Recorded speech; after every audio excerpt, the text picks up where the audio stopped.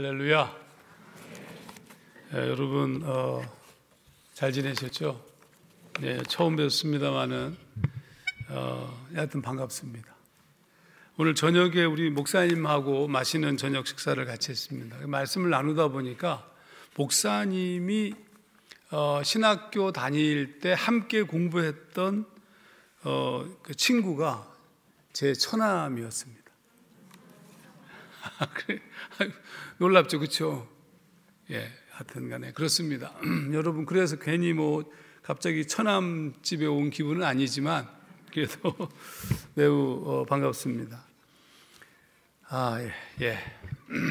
우선 이렇게 불러주셔서 굉장히 기쁘게 생각합니다. 창원은 제가 잘 모릅니다.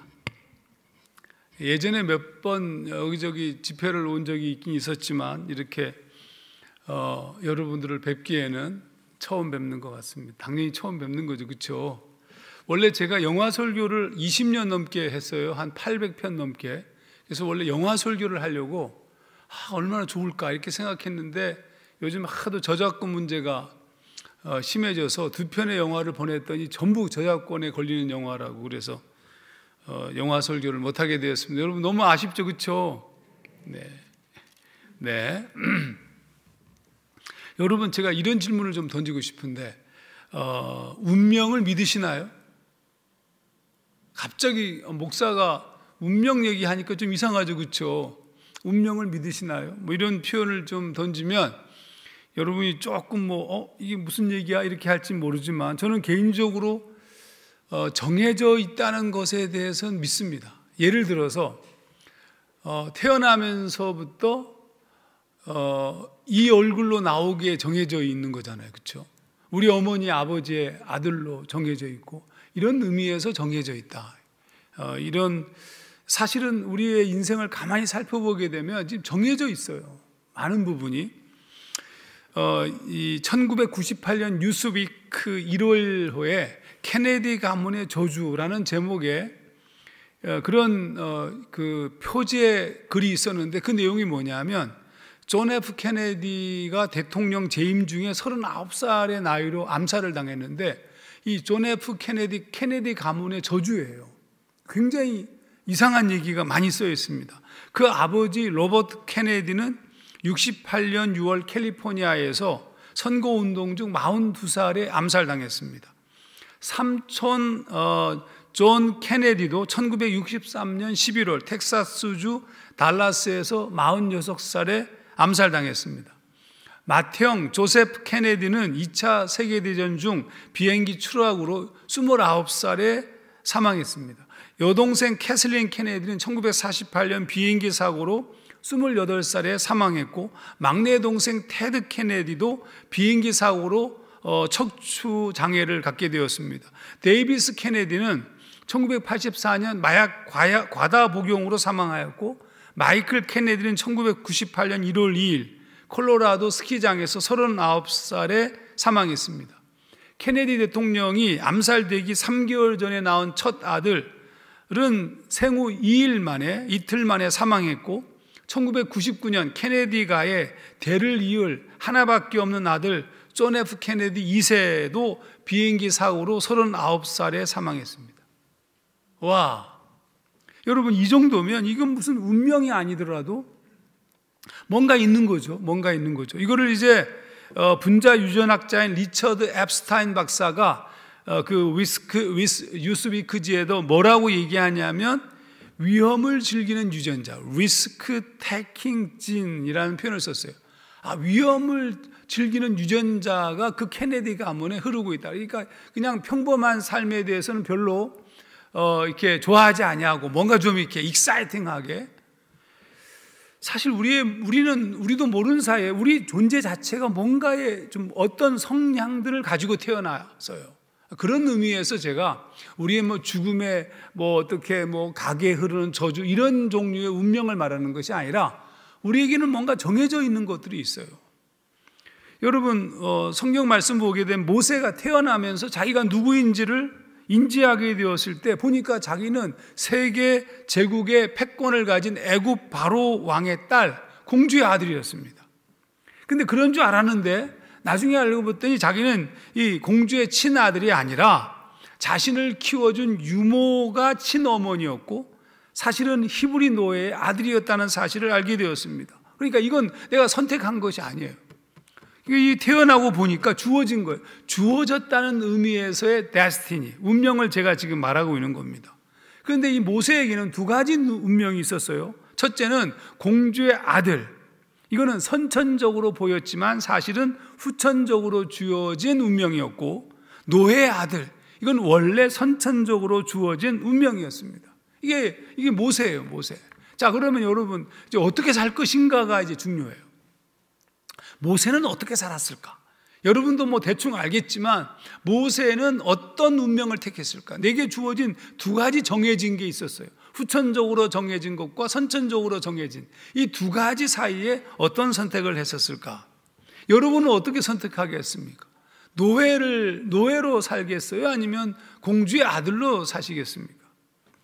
여러분이 보실 때 제가 지금 좀 괜찮아 보이죠, 그렇죠? 아니 그러니까 편하게 얘기하세요. 조금 있어 보이지 않습니까? 그러니까 대답을 해주셔야 돼요. 왜냐하면 그렇게 안 보이더라도 그래도 이제 좀 있어 보이죠. 제 아내가 제가 있어 보인 줄 알고 결혼한 거예요. 제 아내가 같이 왔는데요. 신학교 3학년 때 제 아내를 만났는데, 그런데 다 신학생들이 가난하잖아요. 근데 저는 돈을 물쓰듯은 아니지만 매우 아주 뭐 있는 집처럼 쓰더래요. 그리고 뭐 뽀대도 그렇고. 그래가지고 이제 사귀어 보니까 완전 털털이야. 여러분 쏘갔죠. 내가 속이려고 한 것이 아니고 제가 원래 그래요. 그냥 일단 생활비가, 어머니가 생활비를 보내주시면, 제 고향이 제주도인데 혹시 제주도에서 오신 분 계십니까? 보통 없더라고요. 제주도에 가본 분은 계셔도 제주도에서 오신 분은 별로 없어. 제주도에 안 가보신 분 한번 손 좀 들어봐 주세요. 난 제주도에 평생 안 가봤다. 거의 인간들이 아니시죠. 대부분 다 갔다 오시잖아요. 이거 여러분 웃기는 얘기를 한 거예요, 제가 지금. 여러분은 예. 근데 여러분 제가 원래 불신자 집안에서 태어났습니다. 태어나고 봤더니 우리 어머니와 아버지가 별거 중이었습니다. 제가 뭐 인지할 때 깨달은 거지만 우리 어머니와 아버지는 별거 중이었고, 그래서 저는 외할머니 손에서 자랐습니다. 제 고향이 어디냐면 애월입니다. 애월 아시죠? 이효리가 땅값을 올려놓은 바로 그 애월. 그 애월 바로 위쪽이 나부비고 그 소길, 이쪽은 옛날엔 사람이 거의 뭐 그냥 소가 다니는 길이라서 소길이에요. 근데 그쪽 동네가 땅값이 막 오른 거예요. 지금 엄청 비싸요. 해안가는 평당 1,000만 원이 넘어요. 뭐 있을 수도 없는데. 근데 여하튼 간에 그 애월에서 태어났는데, 살았는데 저는 외할머니 손에서 자랐습니다. 근데 초등학교 2학년쯤 되었을 때 우리 외할머니가 위암으로 돌아가셨습니다. 그러니까 위암으로 돌아가셨으니까 이제는 어머니하고 살아야 되잖아요. 근데 어머니는 한 달에 한 번 정도 만났어요. 어머니는 제주시에서 계셨는데, 그러니까 이제 할머니가 돌아가시고 난 다음에 어머니하고 살 수밖에 없는 상황이었는데, 제가 어머니를 어머니라고 안 부르는 거예요. 왜냐하면 너무 떨어져 살았으니까. 그리고 아버지하고 어머니는 제가 태어난 후 얼마 안 돼서 서로 별거하는 상태였고, 어머니는 병원에서 보조간호사 일을 하면서 병원 옥상에 있는 옥탑방을 병원에서 내어주니까 거기서 살고 있었는데, 저도 그 어머니하고 같이 살게 되었죠. 가난한 집안인 거죠.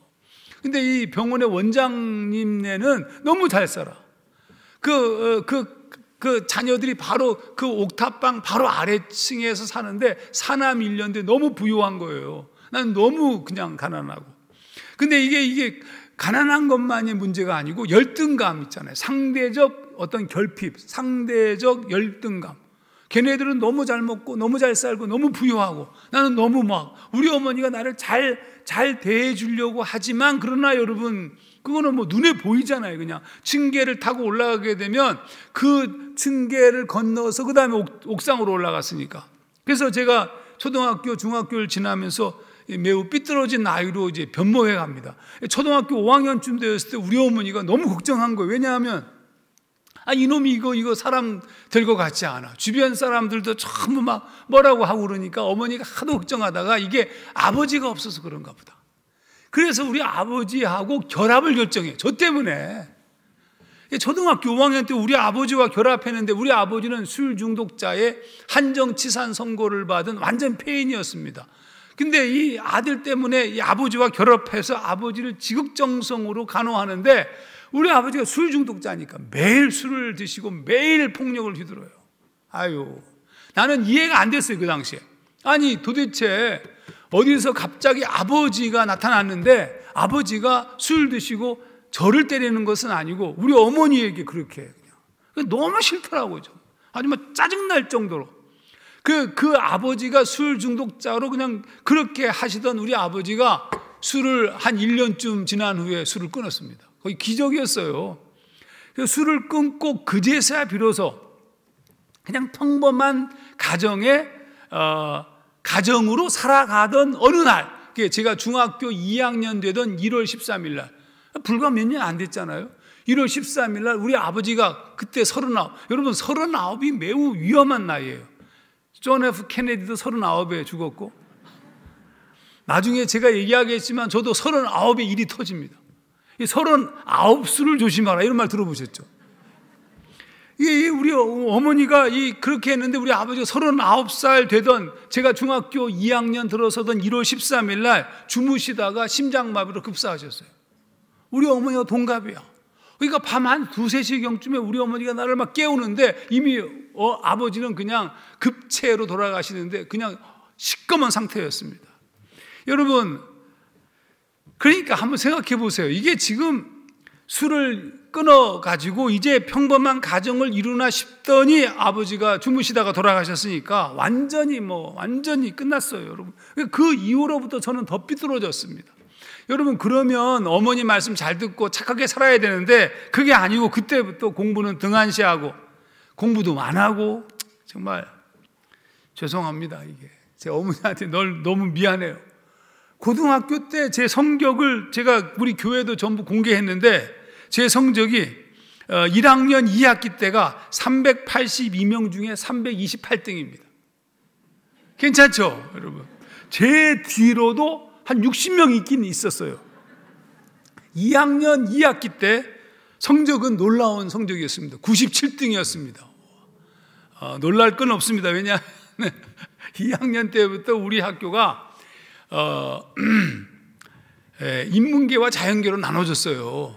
저는 인문계 118명 중에 97등이었습니다. 제 고등학교 생활기록부를 이렇게 보다 보니까 그 밑에 왜 행동 발달 상황란에 선생님들이 이렇게 기록하는 게 있잖아요. 1학년 때는 성실성과 안정성이 결여됨 이렇게 써 있었고 2학년 때는 성실성과 안정감을 갖도록 지도함. 그리고 생활환경 적는 날에 보통이라는 말로 써 내려가다가 밑에 주의 환경 한 다음에 복잡 이렇게 써 있었어요. 그러니까 제 고등학교 2학년 때는 거의 제가 죽고 싶었어요. 고등학교 2학년 때는 자살 충동에 막 시달리던 시절이었습니다. 그럴 수밖에 없었어요. 왜냐하면 제가 병원에서 살았으니까 계속 병원에서 아버지와 결합했을 때만 새방에 살다가 다시 병원으로 돌아와서 옥탑방에 살았는데 그 밑에 내 또래의 애들이 살잖아요. 걔네들은 너무 괜찮은 애들이야. 허우대도 아주 괜찮아. 학교에서 반장하고 거의 1등하고 나는 이렇게 300등 밖에서 이제 주로 놀고 주변 사람들이 뭐라고 얘기하냐면 이렇게 얘기합니다. 싹수가 노랗다고 지혜비를 닮아서 우리 어머니 보고 재밌지 마세요. 그러니까 삶의 환경이 비참하죠. 가난하죠. 상대적 열등감, 빈곤감. 여러분 그때 제가 느꼈던 것은 절대로 되지 않는 비참함 이런 거. 난 안 돼 이게. 우리 아버지 제 지혜비를 닮아가지고 제 뻔할 뻔짜라고 뻔할 뻔짜라고 저한테 그렇게 얘기했습니다. 그러니까 철이 들어서 깨닫게 된 순간부터 더 비참한 거예요. 여러분 원래 저희 집안은 예수를 믿지 않던 집안이었어요. 저도 중학교 2학년 때 우리 아버지가 돌아가시니까 새방을 살고 있었던 안집 주인이 집사님이셨어요. 교회. 우리 가난하니까 그냥 그러면 교회식으로 장례하라고. 그래가지고 교회식으로 장례한다고 결정하니까 목사님이 오셔가지고 염부터 시작해서 모든 장례를 전부 해줬어요. 그래서 그때부터 우리 어머니가 교회 다니기 시작하였고 저도 어머니 따라서 교회를 다니기 시작한 겁니다. 저는 신앙이 없었죠. 어머니는 그때 교회 다니면서 1월달 첫 열매 집회라는 집회에서 은혜 받고 평생 저만 믿고 홀로 사시다가 돌아가셨지만 저는 뭐 잘 몰랐죠. 그냥 교회를 다니다가 그냥 그렇게 하다가 고등학교 2학년이 됐어요. 고등학교 2학년 때 저는 놀랍게도 중고등부 회장이 됐습니다.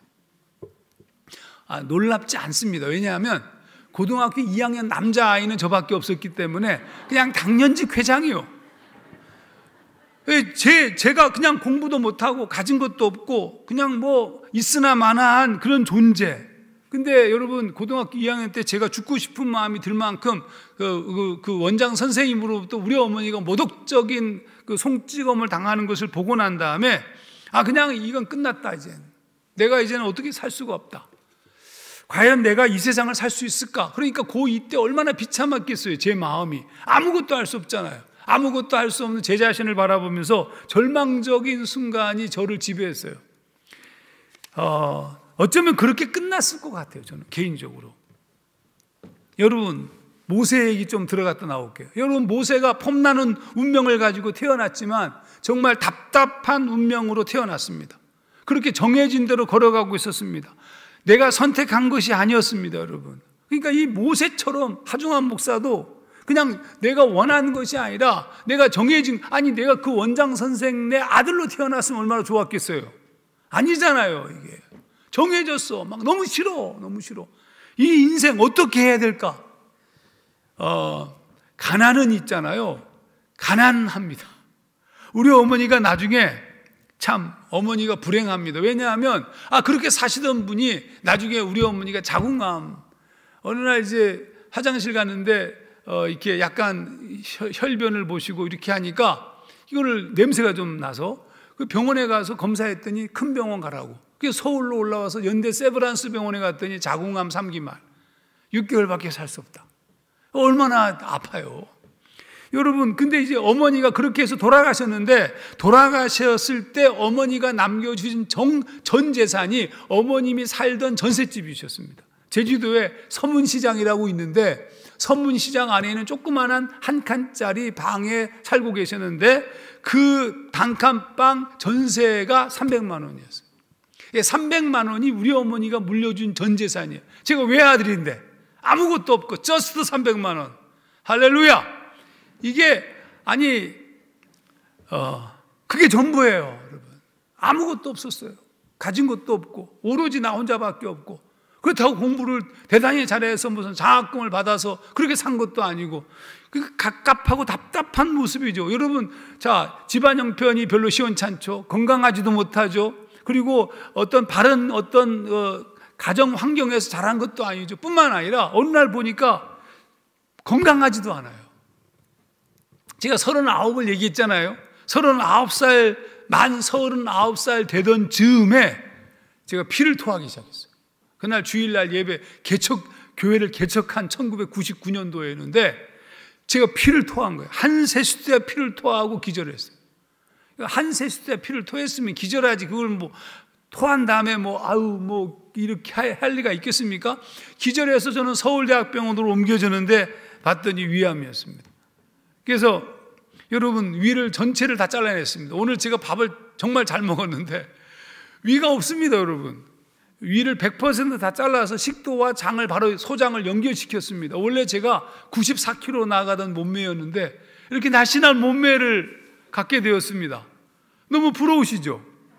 그러니까 이게 안 살쪄요. 와우.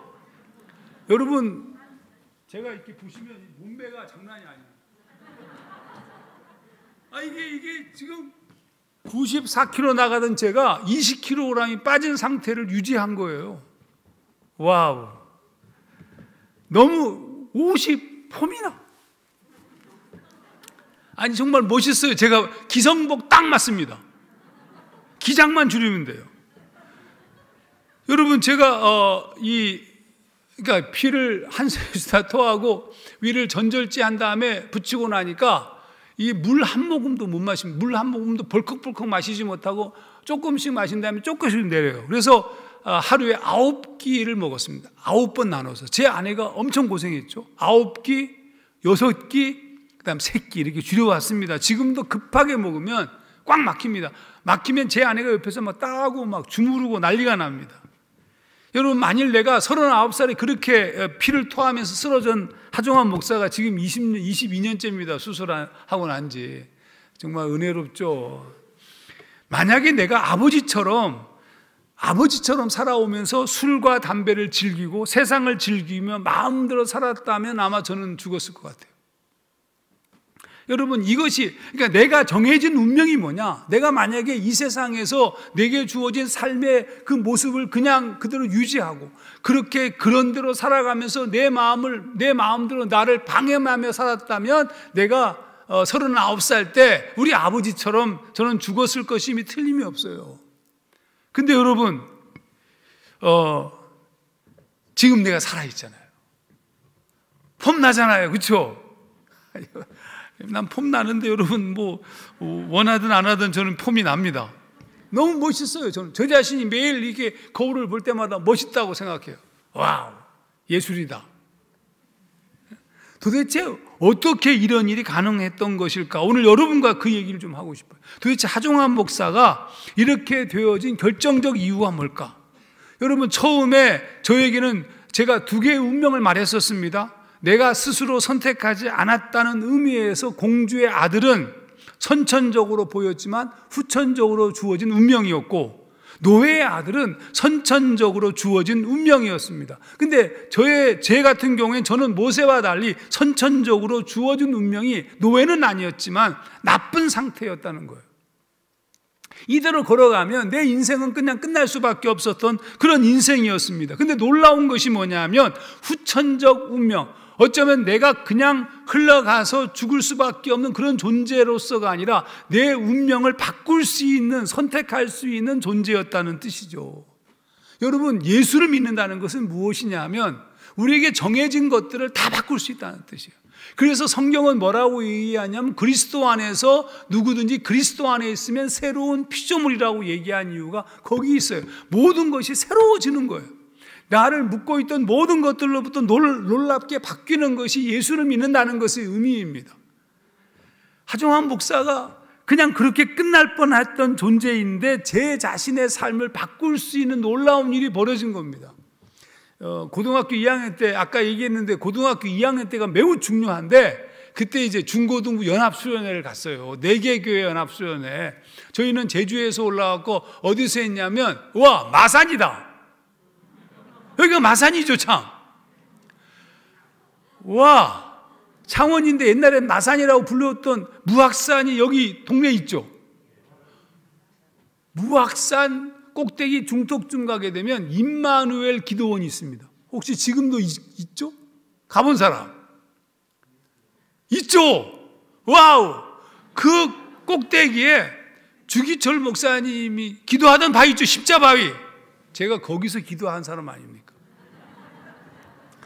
마산 임마누엘 기도원에 여러분 제주도에서 배를 타고 왔는데 목포까지 오는데 안성호라고요. 완전 멀미층만. 그 당시에는 뭐가 없었느냐면 카페리가 없었던 시절이에요. 그거 타고 올라와가지고 완행열차 타서 마산에 와가지고 마산에 그 기도원에서 했는데 4개 교회 연합수련회, 우리 교회, 그 다음에 부산에서 한 교회, 서울에서 한 교회, 군산에서 한 교회, 4개 교회 연합수련회 했는데 한 80명 모였어요. 각 교회당 20명씩. 제가 중고등부 회장.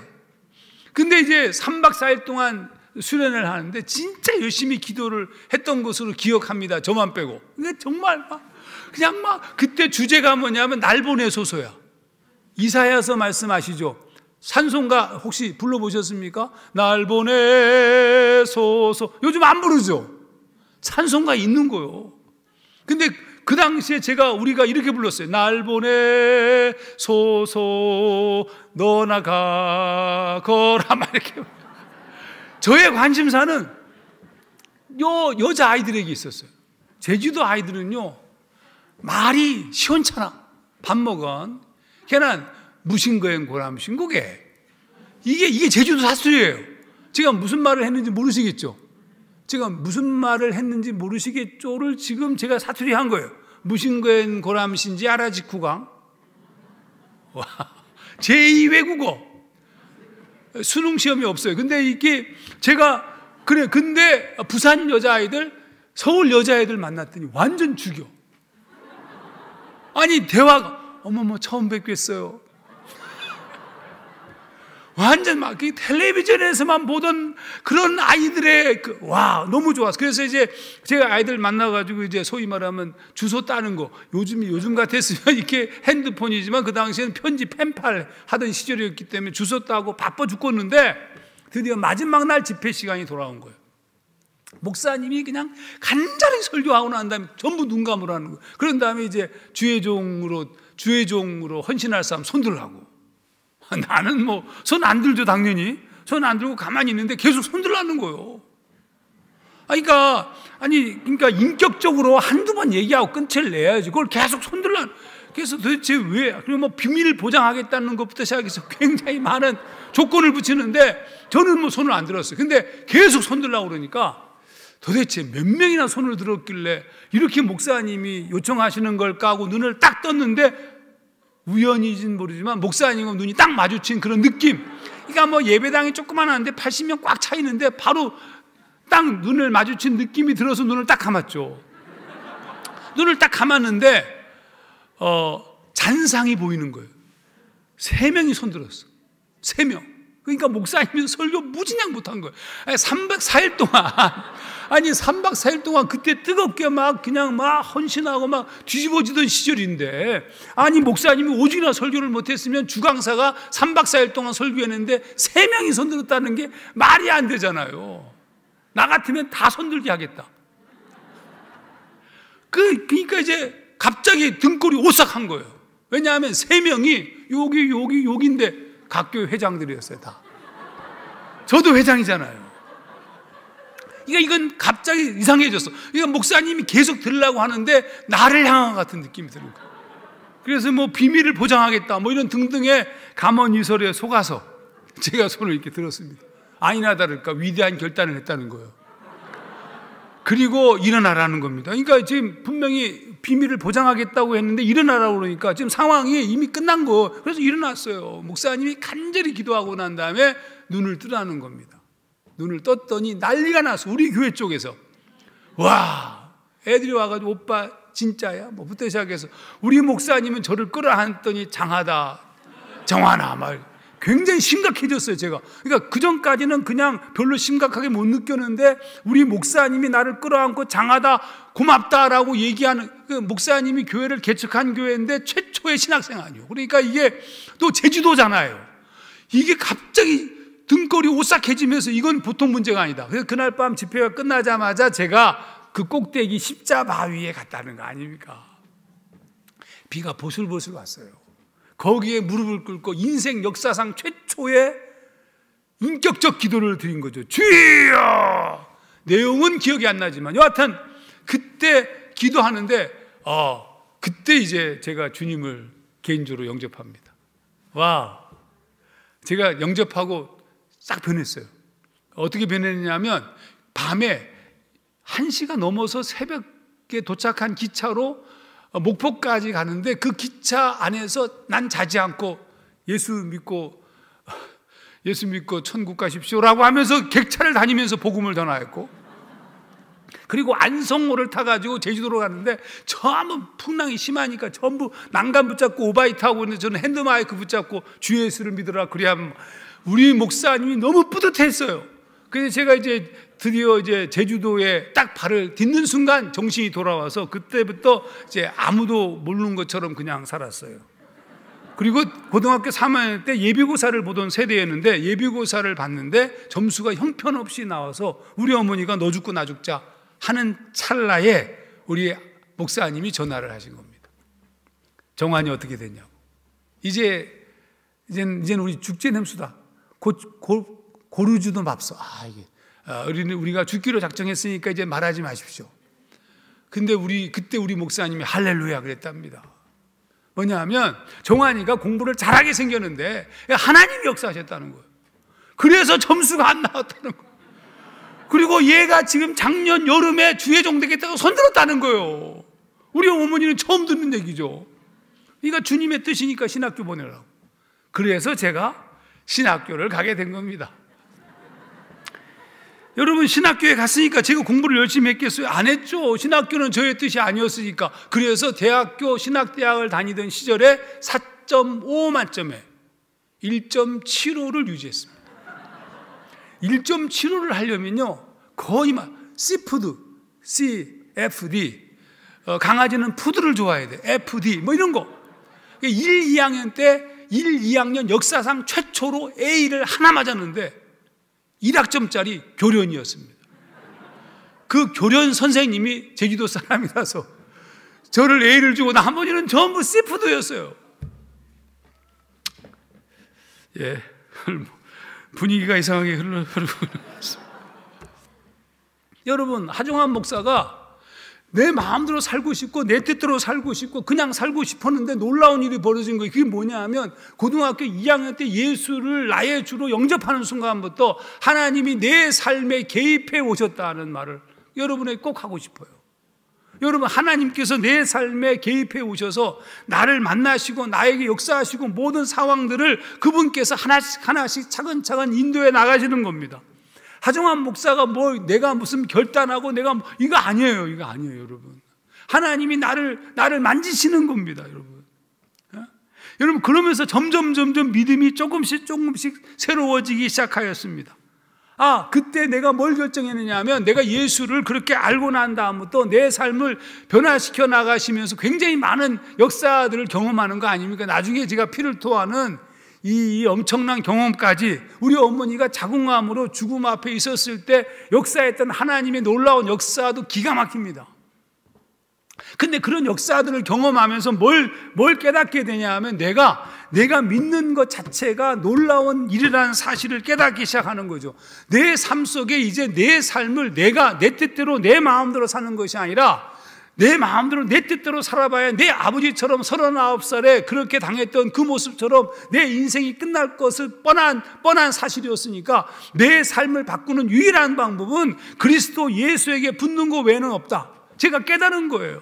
아니, 시간이 가면 갈수록 예수를 믿는 믿음이 점점 깊어져 간 이유가 여전히 오랫동안 살아왔던 하종환 목사의 삶의 습관, 집안의 몸에 흐르는 피, 이런 것들 자체가 내 마음대로 살고 싶은 그런 현상들이 막 벌어지잖아요. 근데 그런 상황에서도 하나님이 개입해 오시는 거예요. 하나님이 만지시는 겁니다. 나로 하여금. 여러분, 이게 굉장히 중요한데, 여러분이 예수를 믿는 순간, 여러분의 자녀도 마찬가지고 예수를 믿고 인격적으로 예수를 영접하는 순간부터 하나님은 우리의 삶에 개입하시고 역사하시는 거예요. 우리가 거절하지 아니하면, 거절하더라도 그분이 끊임없이 역사하시는데 언젠가 우리를 바꾸시는데 포기하지 않으면 하나님의 역사 속에 우리가 참여할 수 있어요.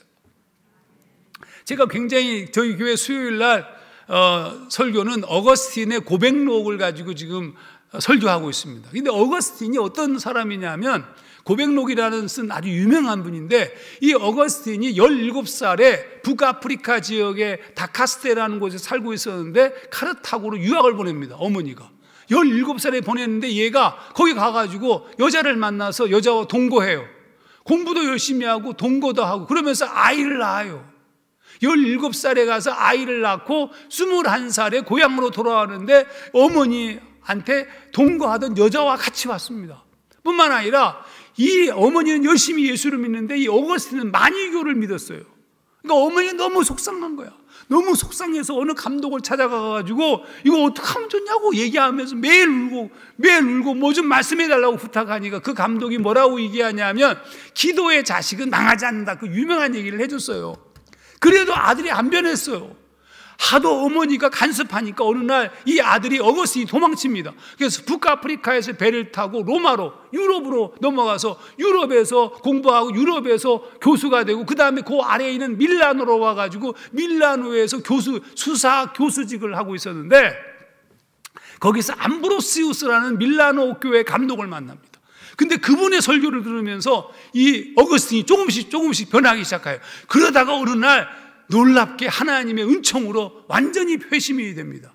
근데 그 회심할 즈음에 어머니가 북아프리카에서 올라왔어요. 아들이 회심한 모습을 봐 너무 감동을 받아 너무 행복해. 드디어 암브로시우스 감독에게 세례를 받게 되는데, 세례를 받고 그 다음에 다시 어머니와 함께 자기가 살던 모든 일들을 다 정리하고 고향으로 돌아가려고 어머니와 함께 고향으로 떠나기 위해서 오스티아라고 하는 항구에서 기다리던 밤에 어머니가 죽습니다.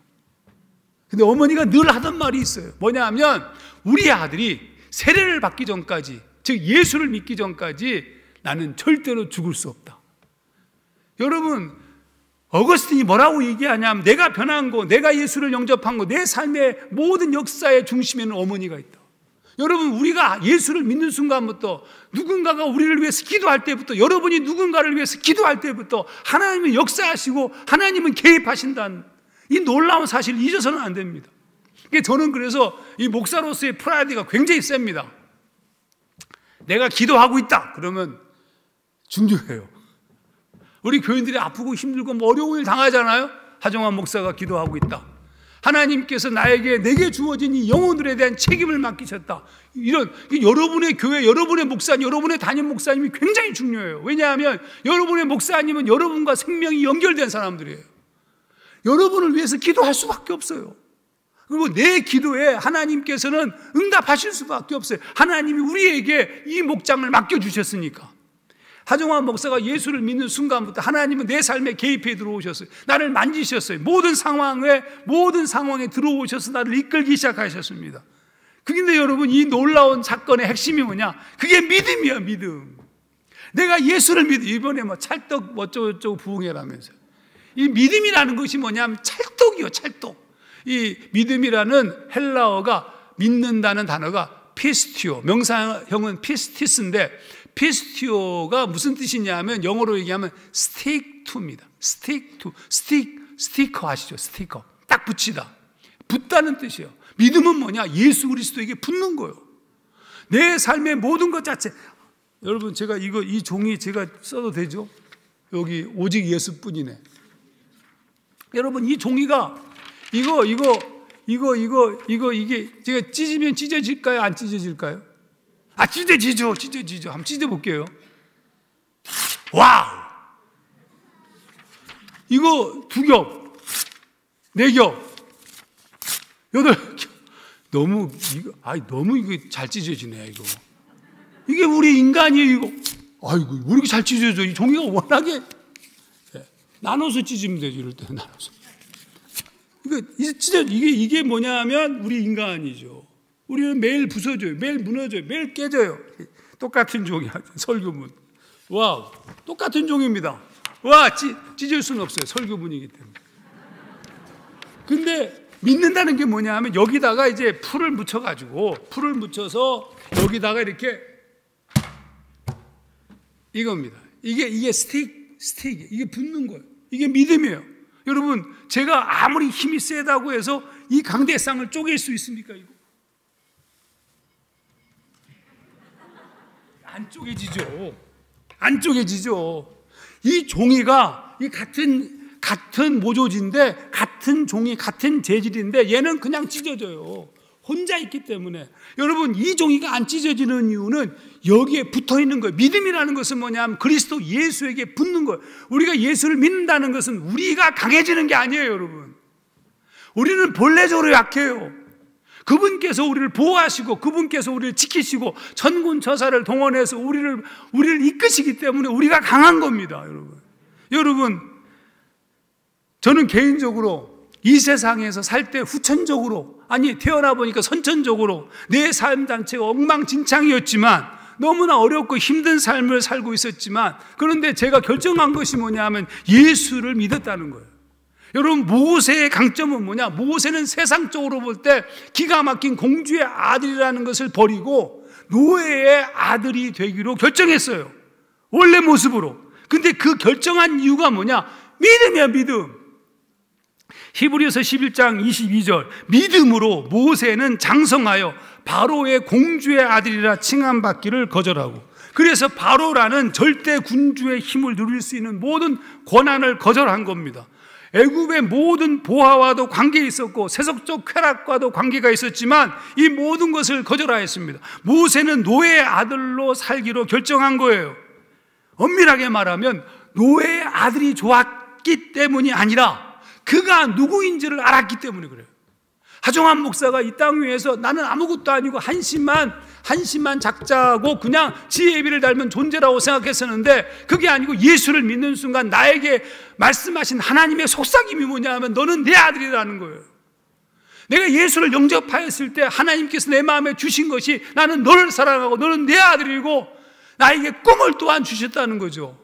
여러분, 그때부터 제 삶이 바뀐 거예요. 그러니까 하종한 목사를 그때부터 살게 한 결정적인 것은 뭐냐 하면 하나님이 내 안에 불어주신 놀라운 사랑과 놀라운 은총 외에 꿈이 있었어요. 그래서 언제나 하나님의 성령이 임하는 곳에서는 뭐가 벌어지느냐 하면 꿈이 생기고 비전이 생기고 사명이 생기는 거예요. 성령께서 역사하시면 그래요. 언제나 그렇게 역사하실 수밖에 없습니다. 여러분, 모세도 마찬가지였어요. 그가 누구인지 알았습니다. 누구인지를 아는 순간 공주의 아들? 그건 아무것도 아니에요. 공주의 아들이라 칭함받기를 거절합니다. 더 놀라운 사실은 히브리서 11장 27절 믿음으로 애굽을 떠나 왕의 노함을 무서워하지 아니하고 보이지 아니하는 자를 보는 것 같이 하여 참았으며 NIV 성경을 읽어보게 되면 Because he saw him who is invisible 보이지 않는 그분을 하나님이시죠. 하나님을 본 까닭이죠. 그때 내가 누구이고 무엇을 위해서 살아야 하는지를 확인하게 된 것입니다. 그것이 바로 우리의 정체성이고 우리의 부르심의 영역입니다. 그 순간 모세는 다른 존재의 삶을 살게 된 거예요. 하종한 목사도 마찬가지예요. 아무것도 아닌 존재, 비루한 존재, 한심한 존재. 제가 이렇게 집회에 나와가지고 우리 부목사님들과 제 아내가 제가 제 어렸을 때 삶에 대한 간증들을 진하게 하면 좀 듣기가 싫을 겁니다. 왜냐하면 이제 멋있게 얘기할 수 있잖아요. 지금 괜찮거든요. 지금 형편 자체가. 근데 제가 꼭 제 그 고통스럽고 좀 밝히기 힘든 상황들을 얘기하는 이유가 뭐냐 하면 그것을 통하여서 하나님이 역사하셨다는 것을 말하고 싶은 거예요. 하나님이 계시다는 거. 하나님이 계셔서 나를 이렇게 이끄셨다는 거.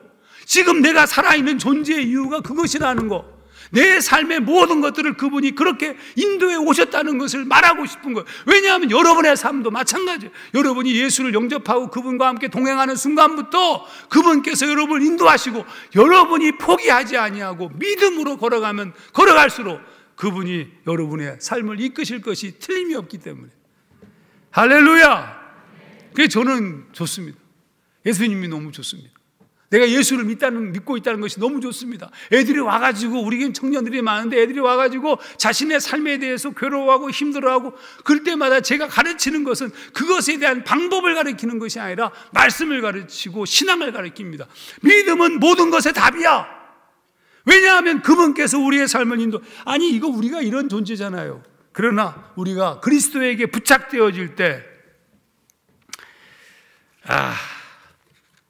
하종한 목사 안에 저는 가끔 가다가 이 고통을 당하면서 어떤 일을 만났냐 하면 사람들이 암이라든지 무슨 치명적 질병을 걸려가지고 괴로워하고 힘들어하는 사람들을 만나면 제가 꼭 얘기하는 거 있습니다. 만약에 당신이 진짜로 당신의 삶을 다시 새롭게 하고 당신이 진짜 살고 싶다면 한 가지 가능성을 하나님 앞에서 확인해야 된다. 그게 뭐냐면 사명이다. 그러니까 지금 당신이 살아야 될 이유가 있는지 그 살아야 되는 이유가 바로 사명인데 사명이 있는지를 확인하라.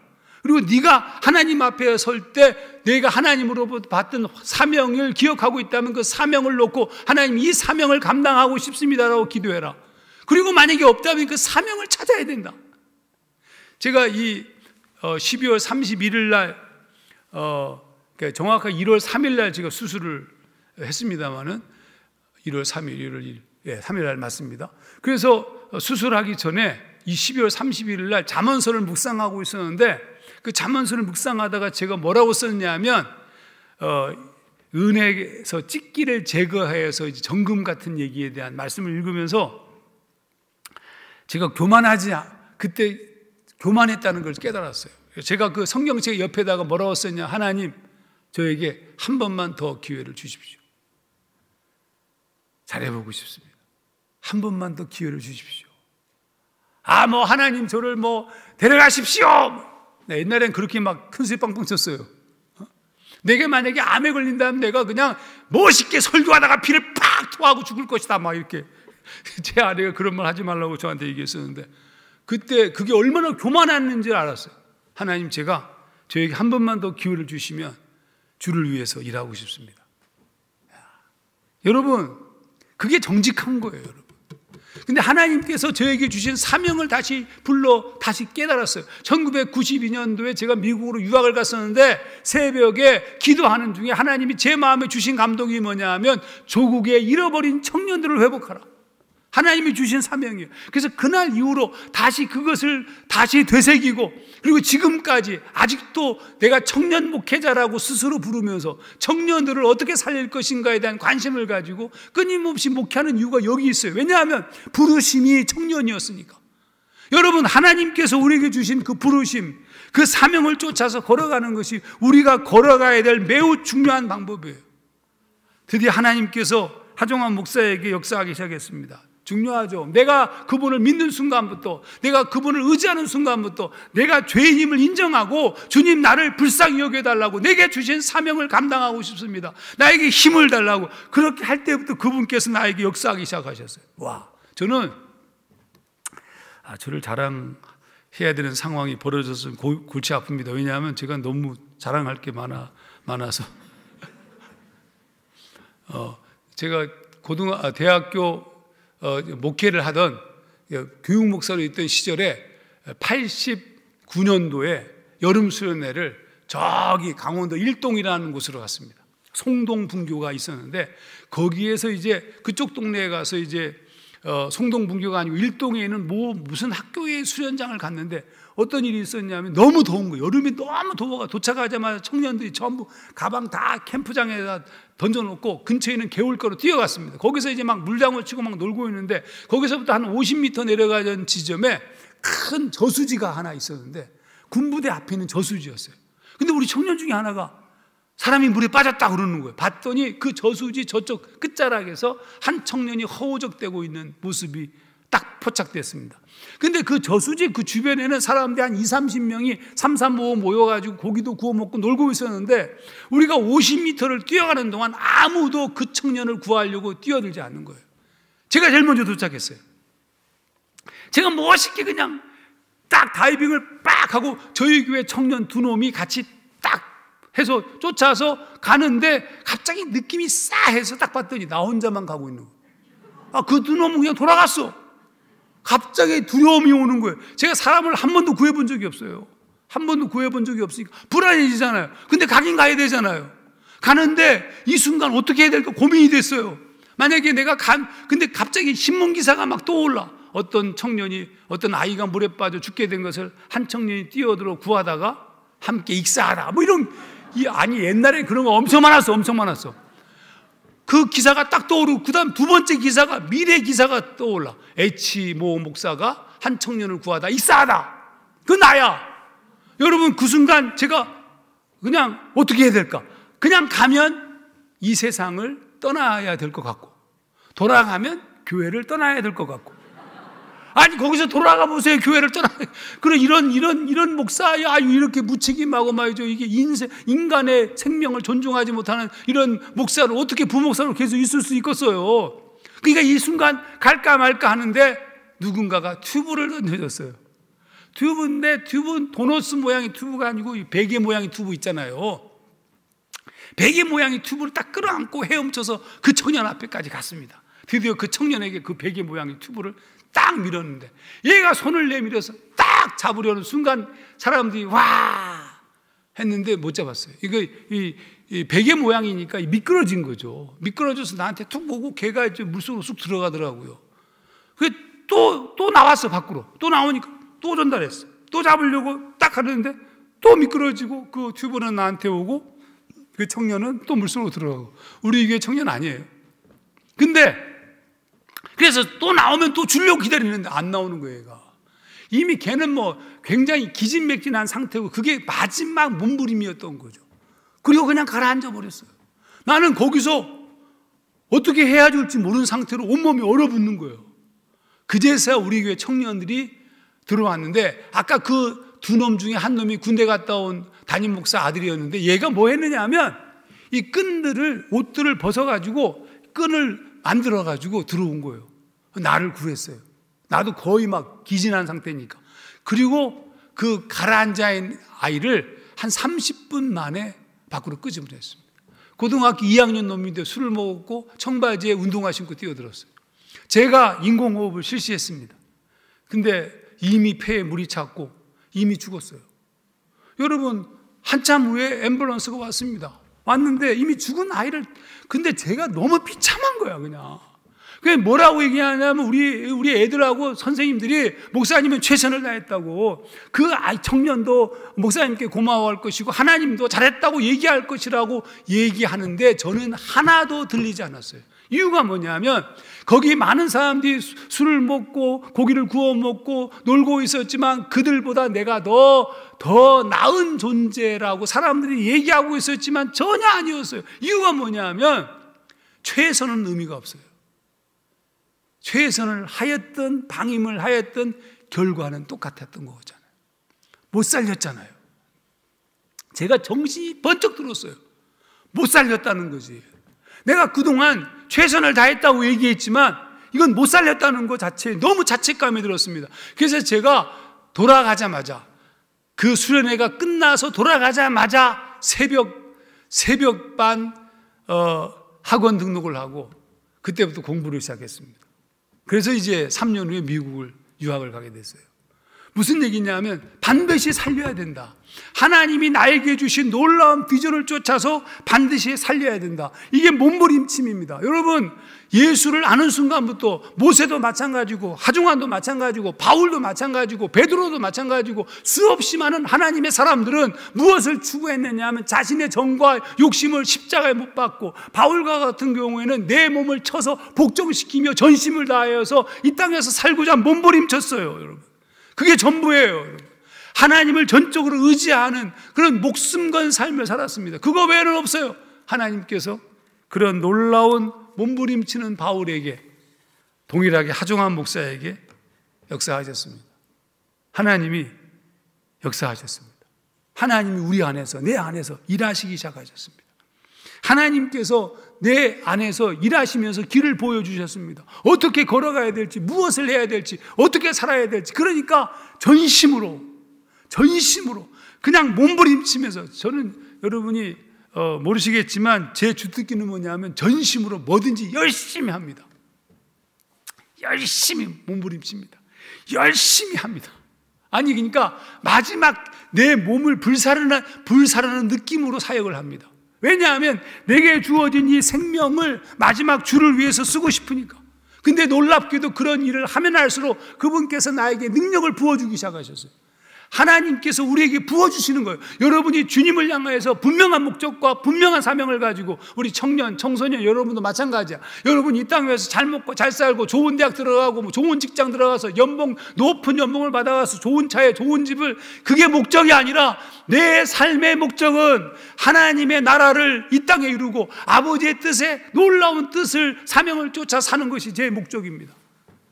내 목적이 그겁니다. 내가 이 땅 위에서 부요와 이 땅 위에서 영광과 이 땅의 권력을 추구하는 것이 아니라 하나님의 마음에 맞는 자로 사는 것이 제 삶의 목적입니다라고. 그러면서 내가 공부하는 것도, 내가 돈을 버는 것도, 내가 일하는 것도, 이 모든 것의 초점은 하나님의 나라에 있습니다. 하나님께서 역사하지 않을 수가 없습니다. 하나님은 그 사람을 통해서 언제나 역사하셨습니다. 하나님은 그렇게 자신을 들여서, 자신의 몸을 바쳐서 삶의 전부를 드린 그들을 통하여서 하나님은 기쁘게 역사하셨고, 왜냐하면 내가 그 일을 하고 있으니까 그분께서 역사하시고 힘을 주시고 하나님의 놀라운 것들을 보여주지 않을 수가 없어요. 하중한 목사가, 하나님, 제가 청년들을 사역하고 싶은데 저에게 능력을 주십시오. 저에게 힘을 주십시오. 저에게 놀라운 권세를 주십시오. 근데 여러분, 놀라운 일이 벌어졌는데 하나님이 실제로 저에게 놀라운 능력들을 주셨어요. 와우! 아니, 제가 조국에 잃어버린 청년들을 회복하라는 부르심을 받았으니까 청년들을 살리기 위해서 청년들을 만나야 되잖아요. 청년들을 만나려면 영화, 문화적인 문화사역 이런 부분에서는 탁월해야 되는데, 원래 제가 좋아하던 것은 원래 제가 신학교 다니던 시절에 사실은 음악다방에서 DJ 생활을 좀 했었습니다. 장발에 제가 좋아하는 락, 하드락, 이런 메탈 엄청 좋아했었는데, 근데 나중에 이 영화를 좋아하고 이런 모든 것들을 다 사용하시는 거예요. 와우. 여러분, 이게 바울이 얘기한 모든 것이 합력하여 선을 이룬다. 아니, 진짜. 여러분, 바울이란 존재를 하나님께서 이방인의 사도로 쓰은 목적이 뭔지 아십니까? 그의 로마 시민권자, 그가 공부했던 모든 것들 자체가 하나님의 복음을 해석하고 세상을 만나는데 탁월하게 쓰임받아요. 하나님은 그렇게 역사하셔요. 우리가 어떤 존재인지는 중요하지 않습니다. 내가 그리스도 안에서 내 삶을 드리는 순간부터 그분께서 역사하시기 때문입니다. 제가 그래서 이제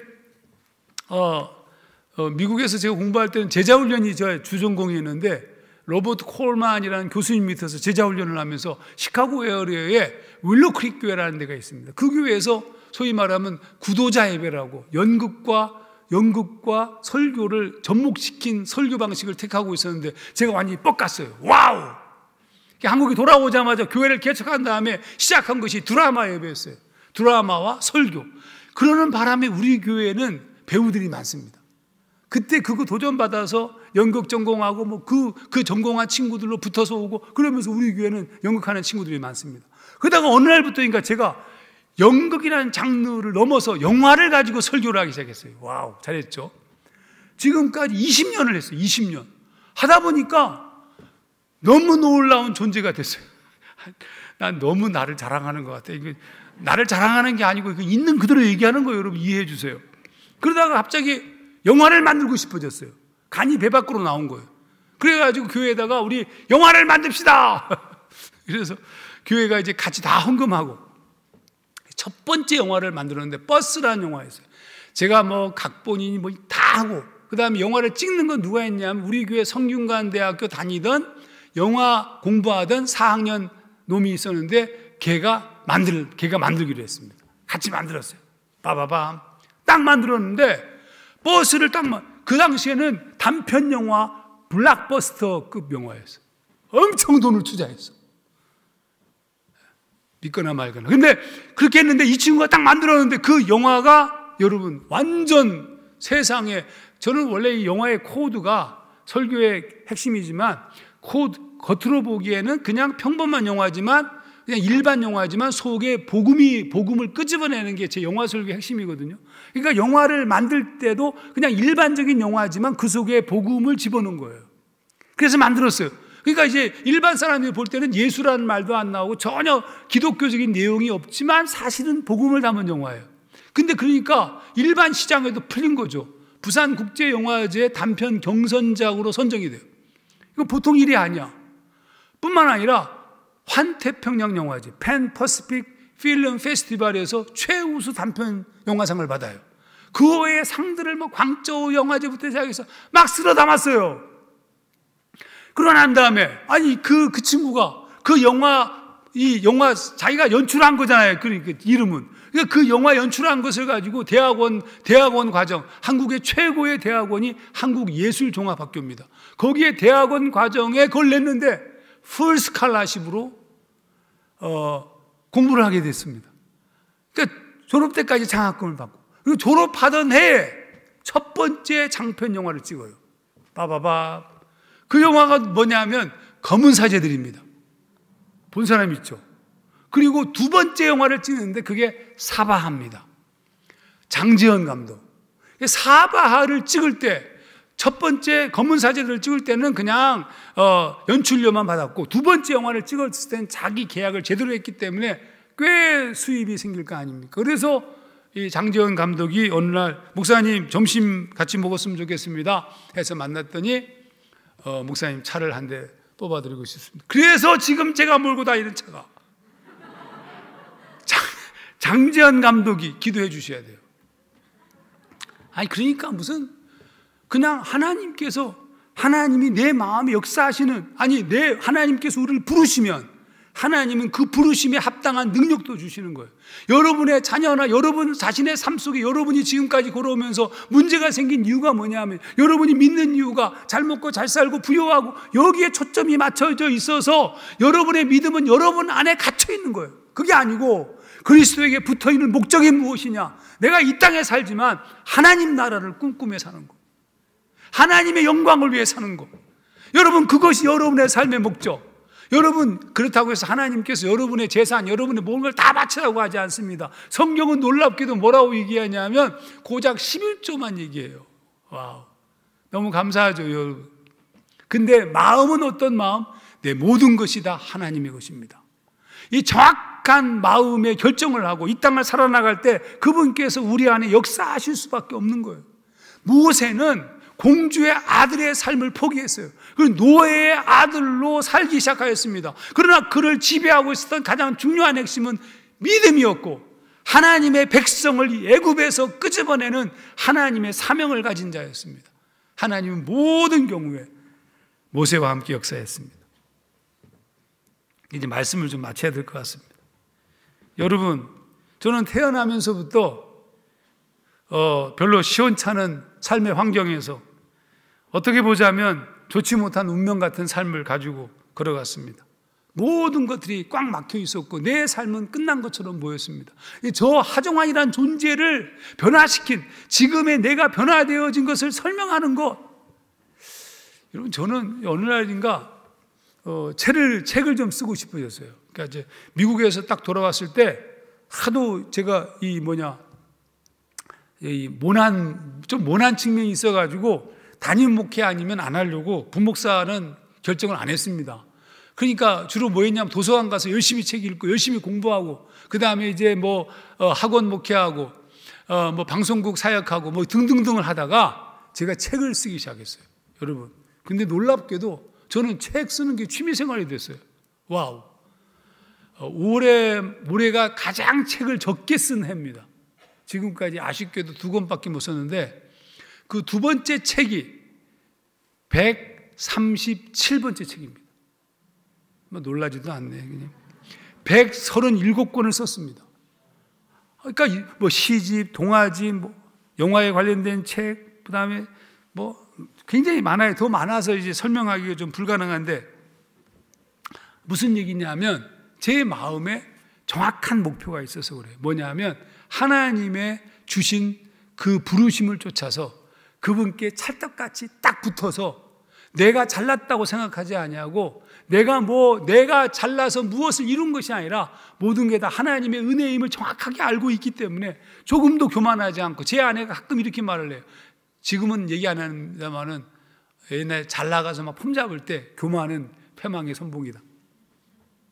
언제나 깊이 생각하고 있습니다. 주를 바라보면서 하루하루 걸어가는 최선의 삶, 언제 그분께서 나를 부르시든지 그 순간까지 내게 주어진 삶에 전심을 기울이면서 걸어가는 것. 여러분, 걱정하지 마십시오. 걱정할 것이 있다면 한 가지예요. 여러분의 믿음 없음을 걱정하셔야 돼요.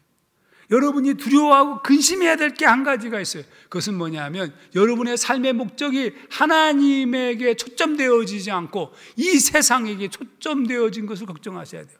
여러분이 가난하고 병들고 고통스럽고 아프고 이건 하나도 걱정이 안 돼요.